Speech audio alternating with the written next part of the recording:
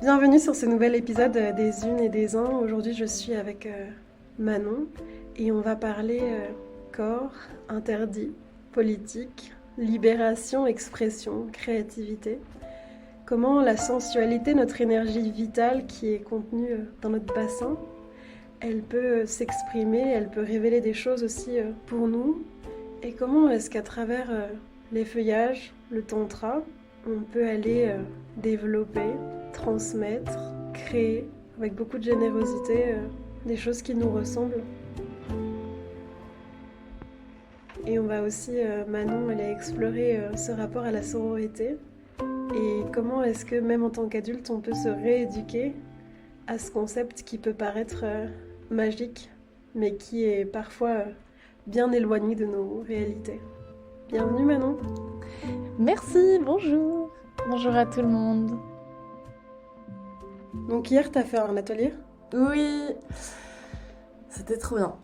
C'était trop bien. Et ce qui est génial, c'est qu'il y avait une mixité entre les personnes qui reviennent, qui adorent et qui reviennent pour la deuxième, troisième fois. Et donc elles connaissent, elles vont directement dans leur sensualité, etc.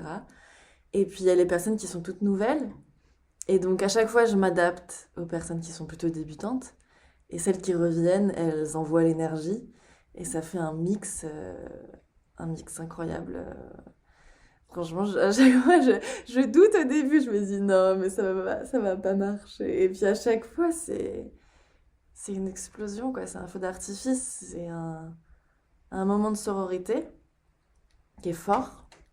Et un moment d'amour de soi qui est fort. Est-ce que tu peux du coup me raconter exactement ce que tu proposes dans ces ateliers? Ouais. Bah, en fait, l'idée, c'est d'utiliser la danse pour m'autoriser à aller encore plus dans ma sensualité. Et donc, j'utilise des archétypes, parce que moi, ça m'aide personnellement à utiliser des archétypes comme la sirène, donc qui est l'archétype principal. C'est pour ça que j'ai appelé ça Voluptuous Mermaid, parce que la sirène, je l'adore. Elle est tentatrice, en même temps, elle est très intelligente et elle utilise sa sensualité pour attirer, magnétiser.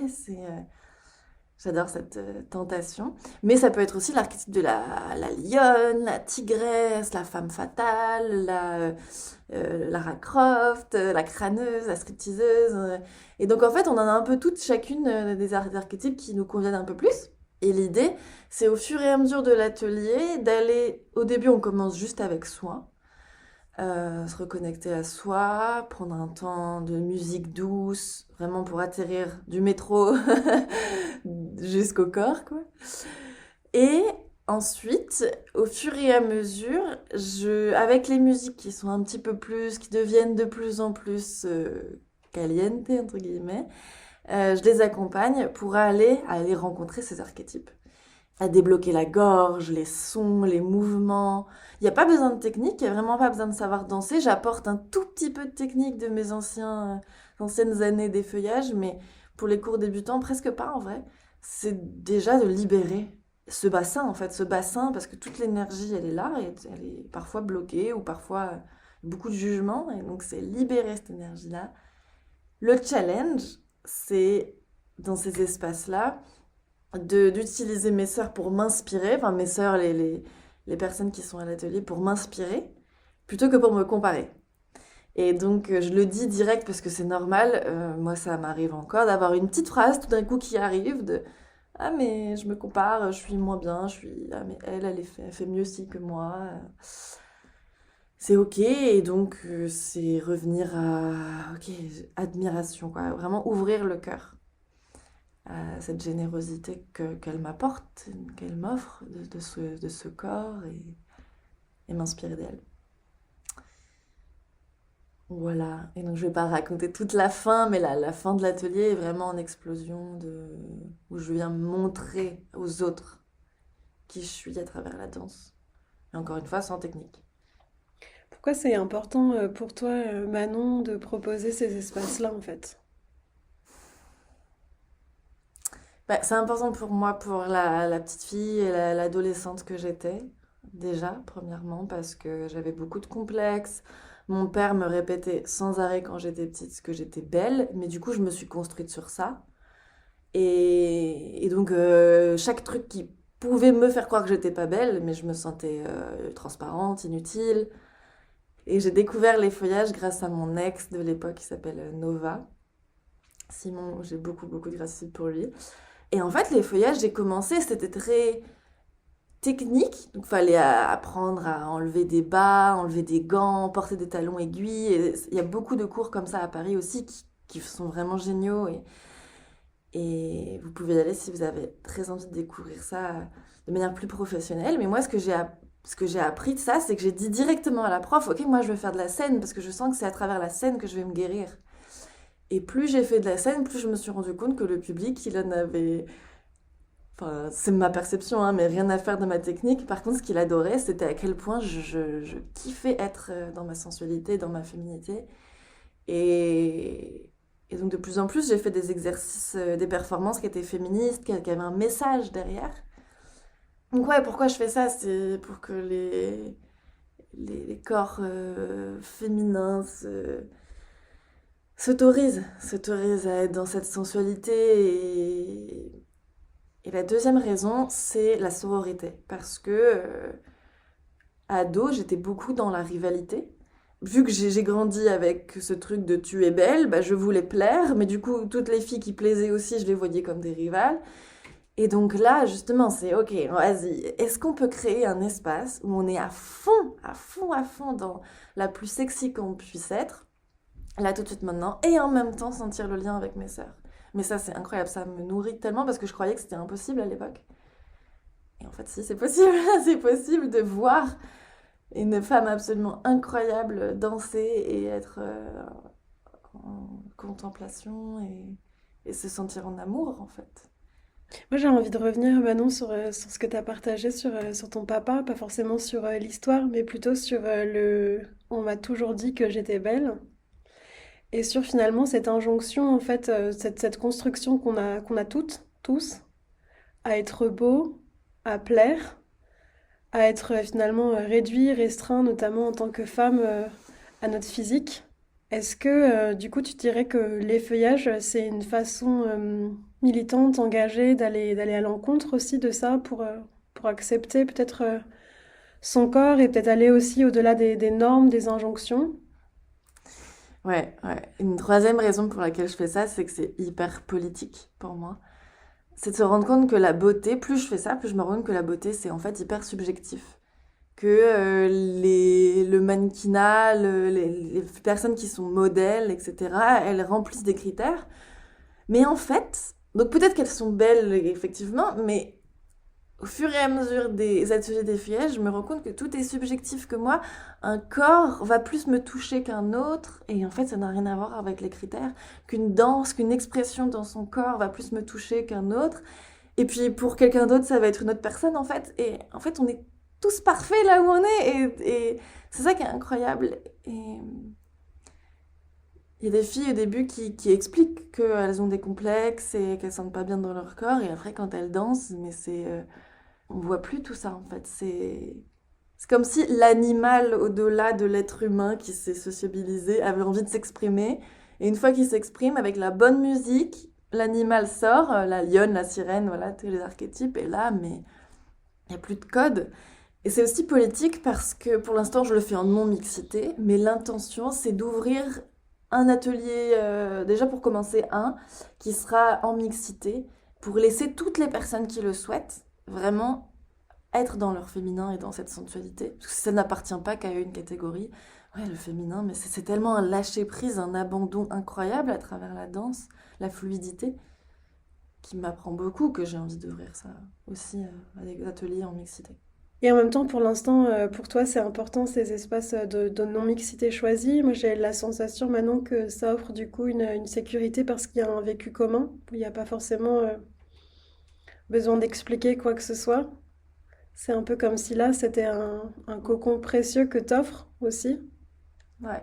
Oui, ce qui est ressorti hier à la fin, au cercle de clôture à la fin, c'est qu'en fait, il n'y a pas besoin vraiment de parler, on se comprend, on a une façon de se comporter dans la rue, de se comporter en soirée, de se comporter en famille, qui est quand même assez similaire, ça qu'on on se rend compte.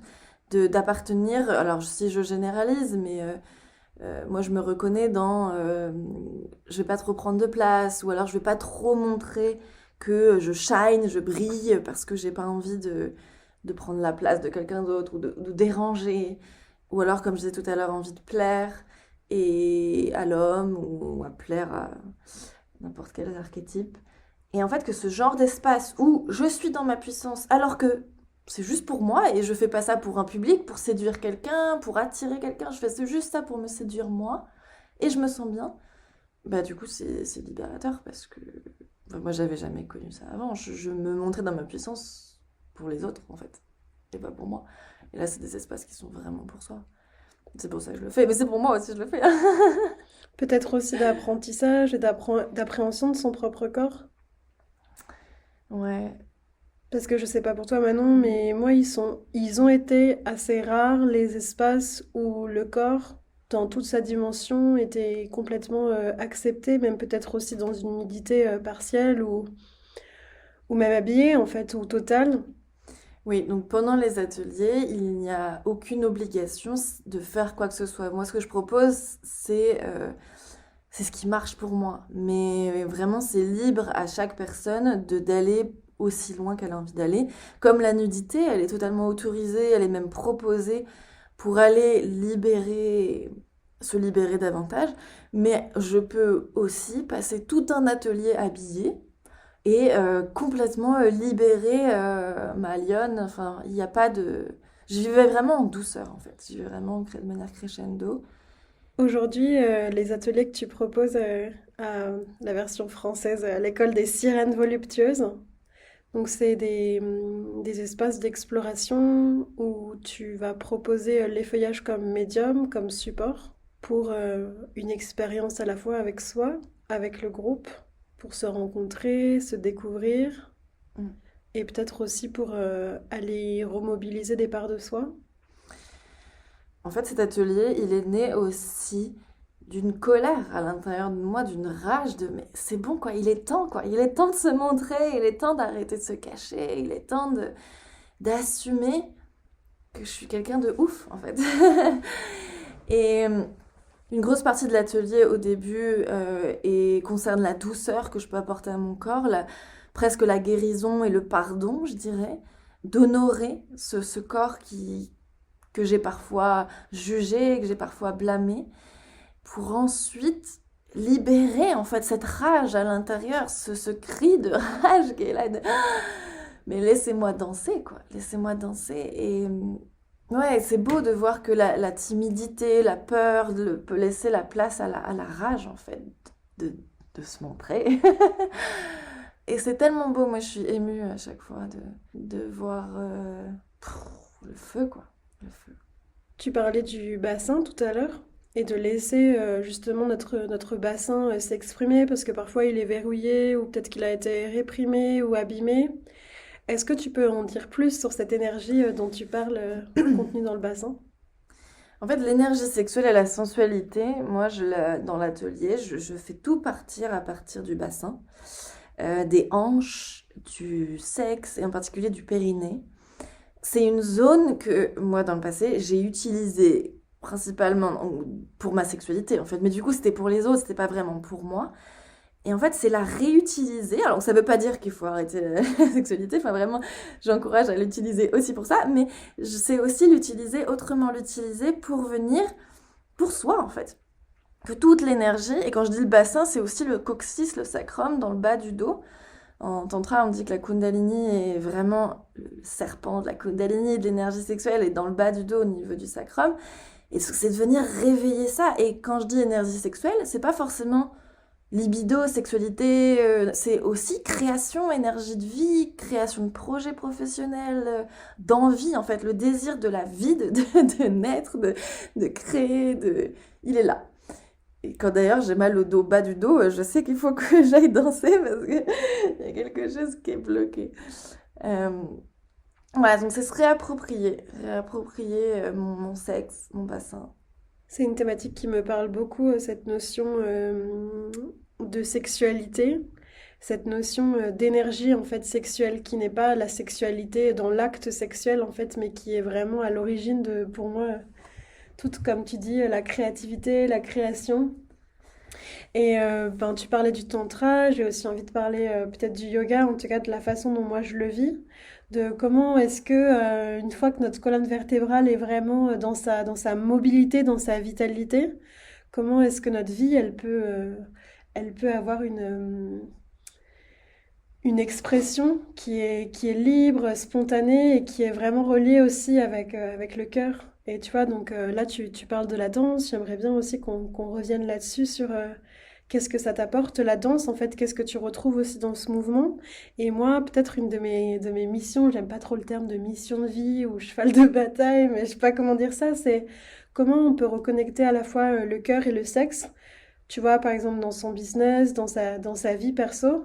Et comment est-ce que les pratiques psychocorporelles, donc tu vois, moi je connais pas tellement les feuillages parce que c'est pas du tout mon domaine, enfin je connais même pas du tout.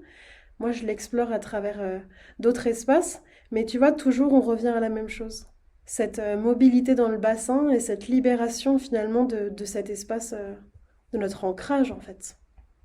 Euh, Et ouais, c'est ça qui est fou en fait, c'est que il y a danse et danse. C'est-à-dire que il y a la danse que moi je croyais que je dansais avant quand j'étais en soirée, qu'il y avait de la musique et que j'étais un pied sur l'autre.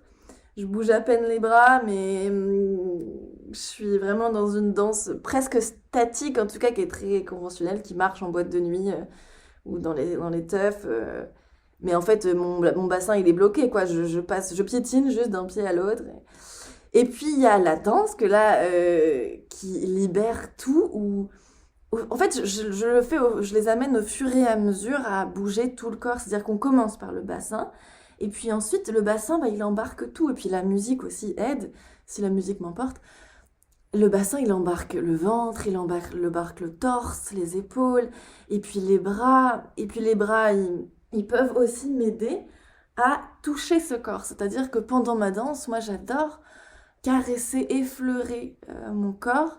Et ça peut aussi accentuer la sensualité, le, la beauté en fait de ma danse, d'aller toucher mes cheveux, ma nuque, de me baisser jusqu'aux chevilles, d'aller vraiment... Je vais faire une analogie, Manon, mais c'est comme si en nous habillant, on venait poser une forme de cadre, de contour, d'expression, d'expressivité, peut-être même de carcan, et que finalement, en s'autorisant ce déshabillage, mais qui n'est pas l'objectif d'être déshabillé, Mm. en tout cas tout le process de est-ce que je vais m'autoriser à retirer un vêtement ou à le garder, on venait comme ça libérer, offrir encore plus de vie au corps.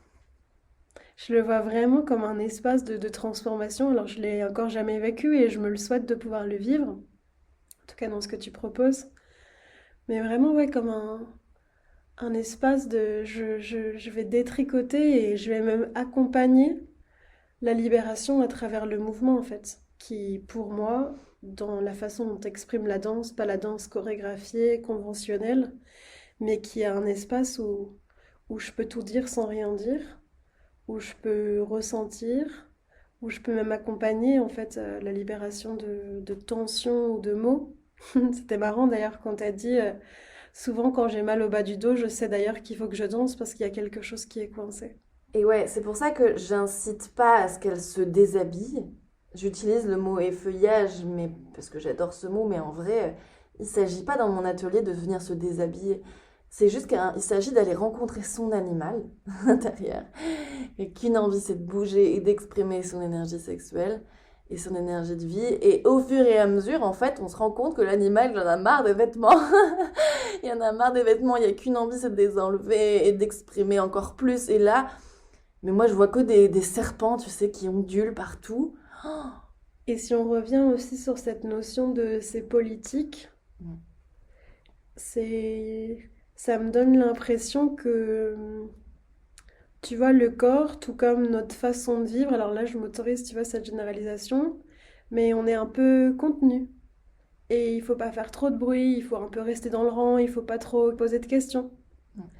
Et c'est comme si finalement, en allant recontacter cette part animale, en fait, ou cette part sauvage, ou pour moi, du coup, j'ai envie juste de dire cette part naturelle qui s'autorise les bruits, les sons, les mouvements, peut-être même la transpiration. On allait réveiller, en fait, on allait réveiller quelque chose qui accompagne à sortir d'un modèle peut-être conventionnel qui accepte et qui subit, en fait. Et c'est là où je prends conscience du pouvoir politique, de la présence à soi, de s'autoriser et de bouger en fait. Tu vois, je crois que avant d'avoir cet échange avec toi, Manon, c'est pas que j'en avais pas conscience, mais ça me permet d'en prendre encore plus conscience en fait, de à quel point ces espaces ils sont précieux et importants. Et ouais, parce que une des raisons aussi pour lesquelles je fais ça, c'est parce que la femme sensuelle, en tout cas, qui exprime sa sensualité, sa beauté, mais je trouve qu'elle est tellement jugée. C'est-à-dire que c'est à cause d'elle que, je vais généraliser et utiliser des gros clichés, mais c'est à cause d'elle que mon copain me trompe, c'est à cause d'une fille qui l'a séduit, qui dansait super bien, qui a montré sa beauté, ou alors c'est à cause d'elle que voilà, mon mec regarde ailleurs, ou alors que je me sens en comparaison et en rivalité. Et donc l'idée, c'est de venir se réapproprier, parce qu'il y a forcément des ombres. Il ne s'agit pas de dire que c'est ok de piquer les mecs de ses copines, c'est pas du tout ce que je veux dire, mais par contre prendre les qualités de la crâneuse, les qualités de la stripteaseuse, les qualités de la séductrice, pour aller de plus en plus vers la séduisante, à la différence de la séductrice, c'est-à-dire qu'elle vient pas faire exprès, c'est juste qu'elle est dans sa puissance, quoi. Elle est séduisante tout court. Et donc utiliser les qualités de je viens magnétiser, je viens me montrer, j'ose. Donc c'est utiliser les qualités de ces archétypes-là pour oser, en fait. Oser parce que j'ai pas envie qu'elle soit réprimée, moi, et qu'on soit toutes timides, gentilles, parce que bah non, non, non, c'est vraiment prendre les qualités de ça. Par contre, le cœur ouvert, ça c'est le challenge. C'est de pas, j'ai pas envie de reformer un gang de filles sexy, mais qui sont les unes contre les autres. Non, non, c'est vraiment un gang de filles qui s'assument, mais par contre, le cœur ouvert et dans la sororité, et je viens exprimer ma vulnérabilité, mon authenticité, parce que la vulnérabilité, en vrai, pour moi, c'est ça la vraie puissance. La vraie puissance, c'est pas je parle super fort, je danse super bien, et j'ai plein d'amis, et j'ai des followers à fond, quoi. Moi, la vraie puissance, c'est réussir à être authentique, vulnérable, et en même temps créer, quoi. Créer pour le monde, pour les autres, c'est d'être dans son cœur, en générosité. Il y a quelques temps, j'utilisais un jeu de rock qui s'appelle Féminitude. Et il y avait justement la séductrice, c'était une carte qui m'avait beaucoup marquée. Je crois que la séductrice, elle était dessinée de façon tentaculaire en fait. Tu vois, elle était rouge, on aurait vraiment dit une pieuvre. Et le mot qui revenait souvent, c'était la manipulation. Et de cette séductrice qui est manipulée par le regard, par plein de choses en fait, qui a besoin de plaire et qui est un peu à côté d'elle en permanence. Et qui va faire pour obtenir quelque chose. Et justement, j'ai beaucoup travaillé ou médité sur celle-ci pour comment je peux sortir de la séductrice qui est en permanence dans l'injonction à faire quelque chose pour être accueillie, acceptée, aimée, parce que on part toujours un peu de la même chose, hein, qui conçoit, c'est ce besoin d'être aimé en fait, ou en tout cas d'aimer, pour aller vers quelque chose qui, comme tu dis, est généreux, émane de soi, qui est pas dans un truc compétitif, comparaison, qui va pas faire pour l'autre. Ça, c'est vraiment quelque chose que j'ai envie de souligner dans notre épisode, Manon, c'est je le fais pas pour toi, je le fais pas contre toi. En revanche, c'est pour moi que je le fais dans ma rencontre avec moi-même. Et à partir de ça, il émergera ce qui aura besoin d'émerger, comme tu dis quand tu parles de créativité, de générosité. Et en même temps, c'est quelque chose d'extrêmement complexe, parce qu'on va pas se mentir, je crois qu'en fait, il n'y a pas d'éducation à la sororité, en fait. Tu vois? Ce truc de la fille sexy qui est en permanence décriée, utilisée, bafouée. Moi, je l'ai vécu à l'envers. Tu vois, j'ai jamais, par exemple, plus jeune, ressenti l'endroit de je suis cette femme-là. Et ça m'a fait rentrer dans des comportements qui ont été juste hyper malsains. Et je me permets ce jugement, en fait, à la fois pour moi-même et aussi dans la fausseté de mes interactions avec les autres. Moi, le message que j'ai envie de passer aussi aujourd'hui, et aussi à travers ces podcasts, c'est l'endroit où comment est-ce que je peux être moi-même sans aller contre l'autre pour aller prendre quoi que ce soit, mais sans non plus me déprécier, tu vois, ou me minimiser. Et ça, d'ailleurs, c'est souvent un truc très dans l'éducation, notamment en tant que femme, tu vois. De se rendre toute petite pour pas faire trop d'ombre, parce que souvent, en tout cas moi, dans mes croyances, ça a été si je brille, en fait, ça va en être fini pour moi, pour ma sécurité. Et c'est pour ça que le secret, si tu veux mon secret, Raconte-moi ton secret maintenant. mais le secret c'est l'amour de soi. Hein, c'est facile à dire, hein, mais c'est l'amour de soi. C'est-à-dire que si la séductrice est dans la manipulation, c'est parce qu'en vrai, elle se sent pas bien dans sa peau, elle a pas confiance en elle, elle doute. Alors que si la séductrice, elle a complètement confiance en elle et elle se sent pas la meilleure, mais elle se sent vraiment une personne géniale, elle aime son corps et elle se sent en amour d'elle, et ben du coup elle a envie d'être dans la générosité et le cœur ouvert avec ses sœurs. Et c'est aussi le bon chemin en fait, c'est-à-dire que j'étais dans la manipulation, la séductrice avant, j'avais envie de piquer les copains de mes copines justement, et je l'ai fait, hein. Mais parce que j'avais une honte de mon corps, et j'avais beaucoup de complexes, et du coup j'avais envie d'être la première, parce que sinon c'était l'horreur quoi.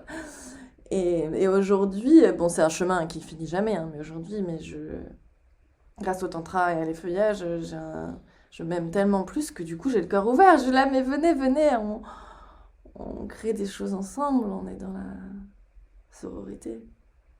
Et en anglais, on appelle ça le dark féminine, qui est cette tentatrice dont tu parles, la séductrice, qui peut être intégrée ou dans l'ombre. Et donc là, l'idée à travers ces ateliers-là, parce que là, on peut utiliser des mots, mais en vrai, la guérison, elle se fait surtout par le corps et sans les mots, quoi. À travers ces ateliers, venir intégrer cette séductrice, pour qu'elle soit plus dans l'ombre, mais dans la lumière, quoi. Et ce que tu dis sur cette guérison qui est émotionnelle, corporelle, c'est sortir aussi de cette transe habituelle où en fait on n'a pas conscience de ce qui se joue pour nous, alors qu'en fait on a toutes, tous, cette part en nous. Tu parles aussi du tantra, Manon, t'es super investie, notamment auprès des jeunes adultes. Mm.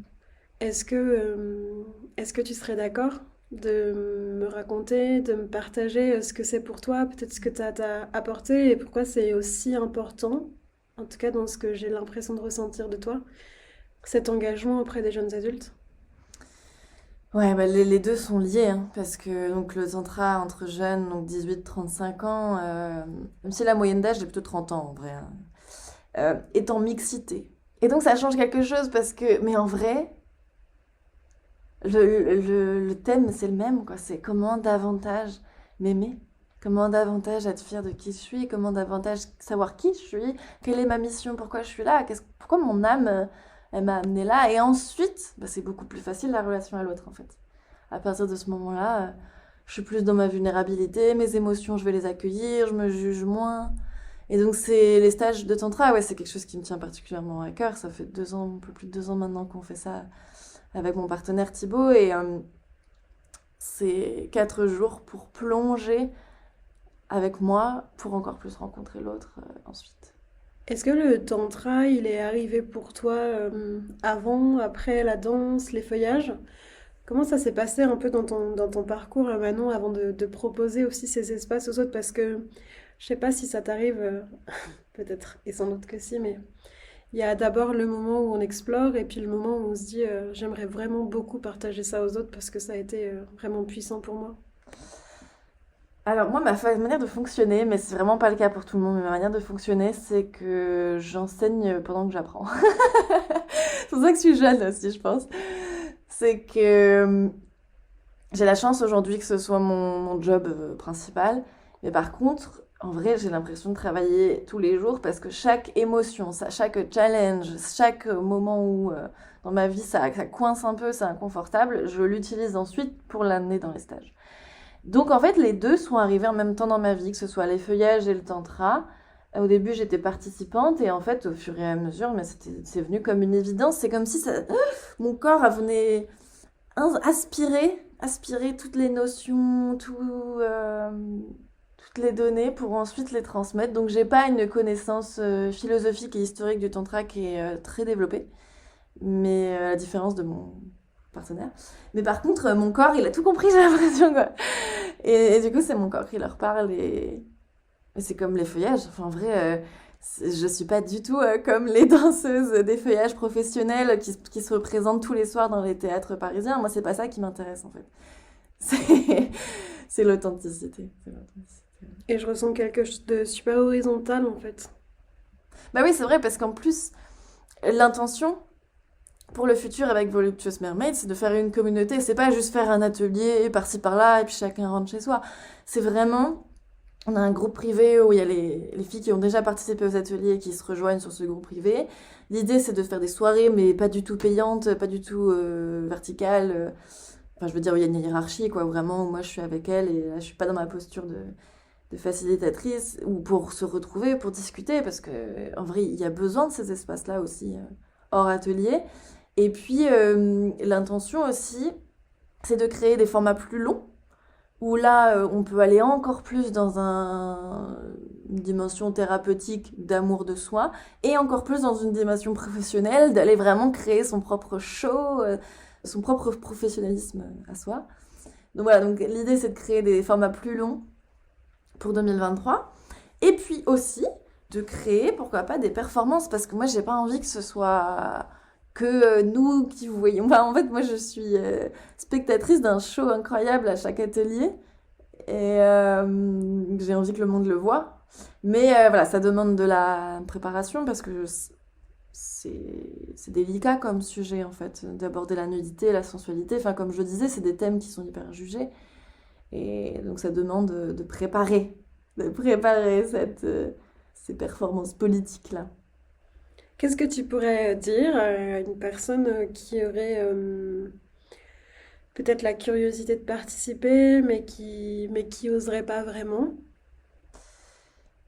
Si tu hésites à participer, ce que j'ai envie de te dire, c'est que si tu as peur, si ton cœur bat vite, ou tes mains sont moites, ou que tu hésites à venir, c'est probablement un bon signe pour venir.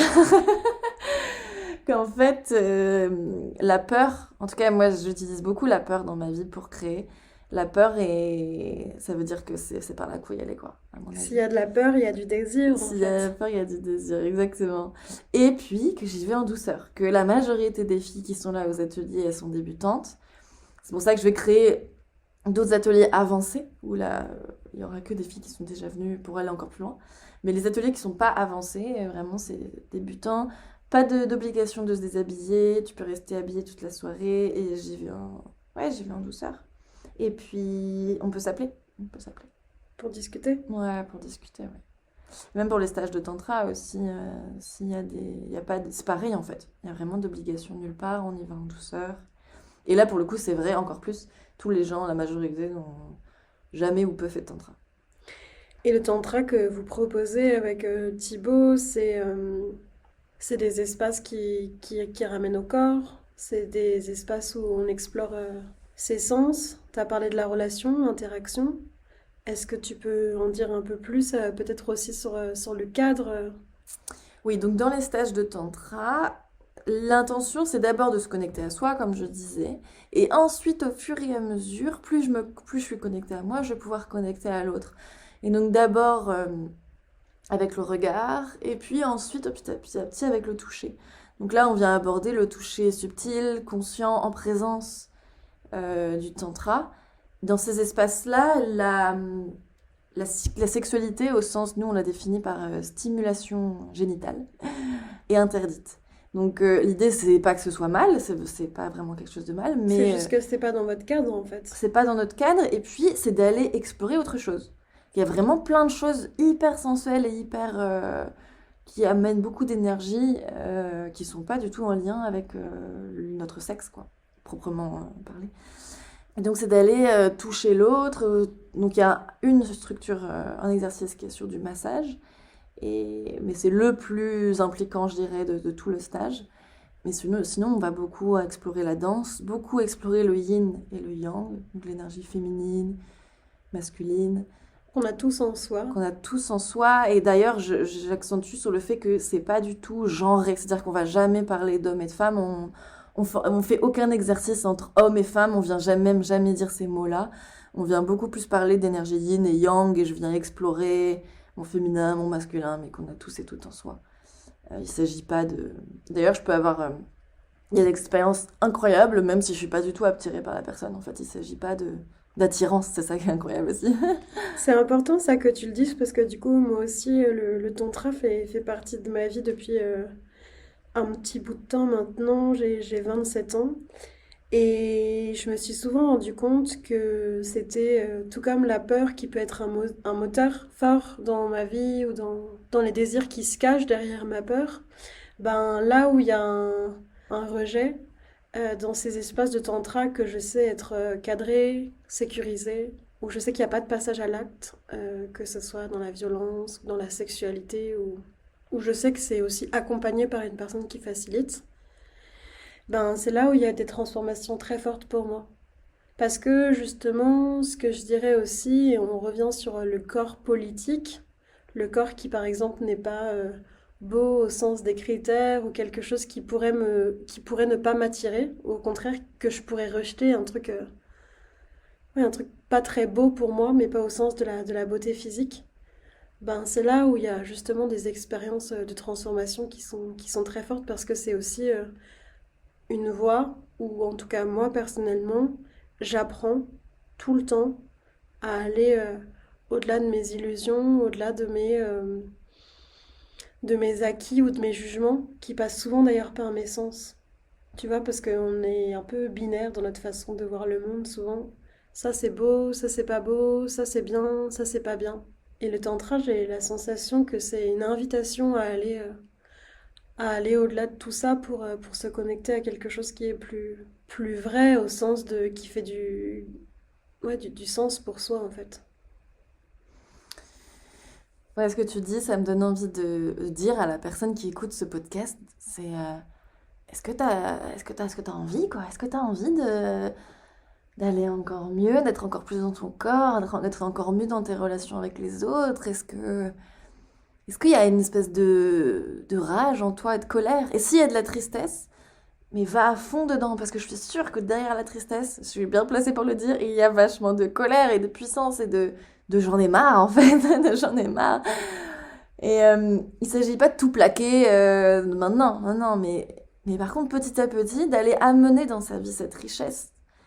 Et tu rencontreras des personnes qui sont différentes du coup que celles que tu as autour de toi aujourd'hui. Ouais, tout comme la peur est un moteur très fort. La colère et la tristesse aussi. Pour moi, la colère et la tristesse, d'ailleurs, je les dissocie jamais. Donc ouais, s'il y a quelque chose qui crie fort à l'intérieur de toi, peut-être l'invitation c'est de plonger. Si tu as l'élan de rejoindre des ateliers, des propositions qui sont inclusives, safe. Il y a aussi une asso qui s'appelle The Nest pour les jeunes adultes, pour aller expérimenter le tantra pour une soirée. Il y a des stages plus longs que vous organisez, toi, Manon, Thibaut.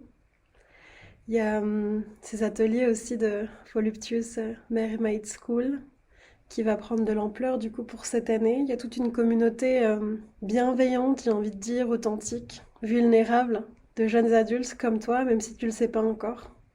Parce que souvent j'ai remarqué, j'ai eu des témoignages comme ça de personnes qui disaient mais en fait au sortir d'un atelier c'est cool, mais ça n'existe pas en fait, c'est pas forcément la réalité. Et moi, j'ai envie de te dire, et aussi à travers ce podcast, que cette réalité, elle est partout. Alors là, c'est vrai qu'on peut parler de Paris, mais je suis sûre que dans plein d'autres villes de France et ailleurs, il y a plein de communautés comme ça qui existent, qui ont plus forcément besoin de passer par des substances ou par les chemins un peu classiques de la fête pour aller pour aller se recentrer, pour aller kiffer, pour aller explorer. Donc c'est vraiment une invitation aussi à travers cet épisode d'aller oser. Oser se découvrir, oser se dévêtir, mais oser se dévêtir de ses croyances et aller pousser peut-être un peu plus loin des mondes qui existent partout, juste d'accueil en fait et d'inclusion. Le thème de ce podcast, je dirais que c'est il est temps, entre guillemets. Il est temps de se montrer. Il est temps de montrer sa puissance. Le monde a besoin de toi. Ouais, ça me donne juste envie de dire encore quelques petits mots sur, mais justement sur l'importance d'oser à la fois se regarder soi et aussi oser montrer à l'autre, tu vois? Parce que souvent, le fait de se taire, le fait d'avoir été contraint à se taire, le fait de pas oser dire ou montrer, c'est aussi à la source de beaucoup de traumas en fait. Donc peut-être en ça, reposer à quel point c'est ça l'acte militant en fait. Oui, l'acte militant, il est vraiment de laisser la place au féminin. Et quand je dis féminin, c'est pas les femmes, hein, c'est vraiment l'énergie féminine. De laisser la place à l'énergie féminine de s'exprimer. Elle a tellement été brimée, mais c'est le moment, quoi. C'est le moment de se montrer. Et puis on fait des erreurs, et puis si c'est moche, et puis si en fait je tombe, mais c'est pas grave. Vraiment, oser le féminin, c'est l'abandon, c'est l'accueil, c'est l'écoute et la danse. Mais c'est le meilleur terrain. En plus, bon là, c'est un espace bienveillant, en douceur. Mais après, en fait, moi je le vois avec les filles. Plus elles font des ateliers, plus dans leur vie se transforme, plus après elles osent danser effectivement, mais aussi parler, dire ce qu'elles pensent, et puis même si c'est pas grave, même si c'est pas du tout approprié, ou alors c'est faux, c'est pas grave, en fait au moins elles osent se montrer, elles parlent plus fort, elles s'expriment, elles prennent leur place, elles changent d'habit, c'est important quoi, c'est vraiment important, et moi c'est aussi ce que j'ai envie d'offrir à mes enfants plus tard, c'est aussi pour ça que c'est politique, c'est parce que j'ai envie que mes enfants, n'importe quel que soit le sexe biologique qu'ils aient accès à ce féminin, qu'ils voient l'importance. Alors le masculin c'est génial aussi, hein, je dis pas.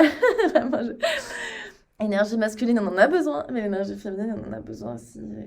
C'est grâce à ça qu'il y a la créativité. En fait. Merci pour ce podcast, Manon. Merci d'oser ta voix, merci d'être venu aussi me chercher. Je vous invite, vous qui nous écoutez, si vous sentez que vous avez envie de prendre le micro, prendre la parole pour témoigner, pour partager sur une de vos thématiques de vie qui vous tient à cœur en lien avec la liberté, l'amour, le partage, bienvenue de m'écrire. Voilà. Même moi, quand tu m'as contactée il y a quelques mois pour faire ce podcast, je sentais que j'étais pas prête. Je sentais que c'était encore moi, Manon, l'ego qui voulait parler. Et là, en fait, au fur et à mesure que je construis le projet vraiment Voluptuous Mermaid, en fait, je disparais. Enfin, là, par exemple, il y a quelques semaines, j'ai remplacé mon compte Instagram, qui était à Manon, par vraiment Voluptuous Mermaid. Je disparais dans ce projet, je me dissous, mais au service de cette cause. Je me sens vieillir avec ce projet, mûrir au sens de la sagesse de la grand-mère. Je sais pas, je sens... Ce projet m'aide mais tellement à grandir et à me guérir moi aussi quoi. Donc merci les filles si vous sentez l'appel de me rejoindre et de rejoindre ce gang, comme je disais au début. Le gang des sirènes. Le gang des sirènes.